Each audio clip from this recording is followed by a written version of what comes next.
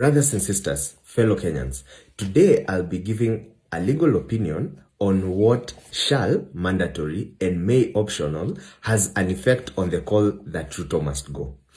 Article 1 of the Constitution says, all sovereign power belongs to the people of Kenya and shall, mandatory, be exercised only in accordance with this Constitution. Of interest is only in accordance with this Constitution. Now, sub-article 2 of Article 1 says, the people may, optional, exercise their sovereign power either directly or through their democratically elected representatives. Now, take note that there are two limbs. We can exercise the power directly or directly through delegated institutions. And by this case, or in this case, we have Parliament as one of the delegated, as one of that which we have delegated power to as per the Constitution. Now, there is another limb.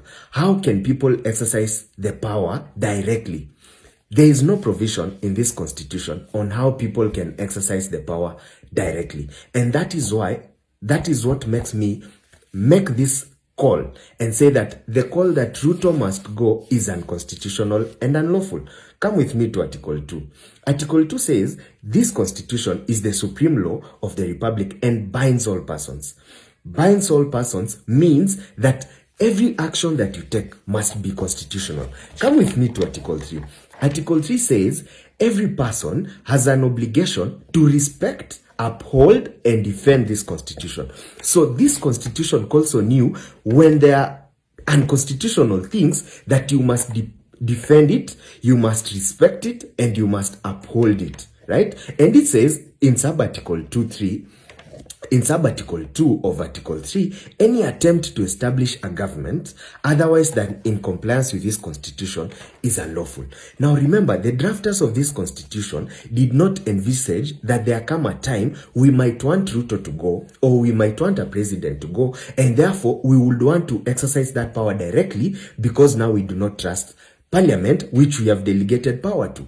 And therefore, while they were creating structures on how the president can go, there were only three structures, either through election, through resignation, or through impeachment by Parliament. Now, in this case, they did not directly give power to the people for them to be able, for instance, to recall the president, seek dissolution of Parliament, or dissolvement of government.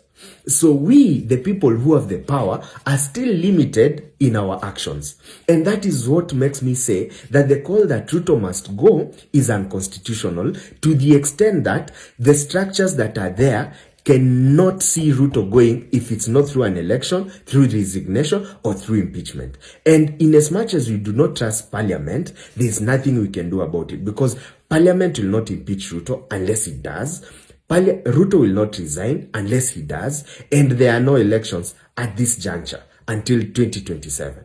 And therefore, brothers and sisters, if we respect and uphold this Constitution, if we are to abide by Article 3, which says that every person must respect, uphold, and defend the Constitution, then we must ask the hard question: how can Ruto go if it's extra-constitutional? We must refrain from acting in extra-constitutional ways just because we must uphold this law, we must respect it, and we must defend it at all means. Remember, Article 38 grants Ruto the rights, it protects him, it gives him political rights, and therefore he is protected by this same Constitution, and he has rights just as we have rights under the Bill of Rights. And therefore, fellow brothers and sisters, we might have to reflect, go back, and realize that the call that Ruto must go, as long as it does not follow the structures that have been laid by this Constitution, is unlawful.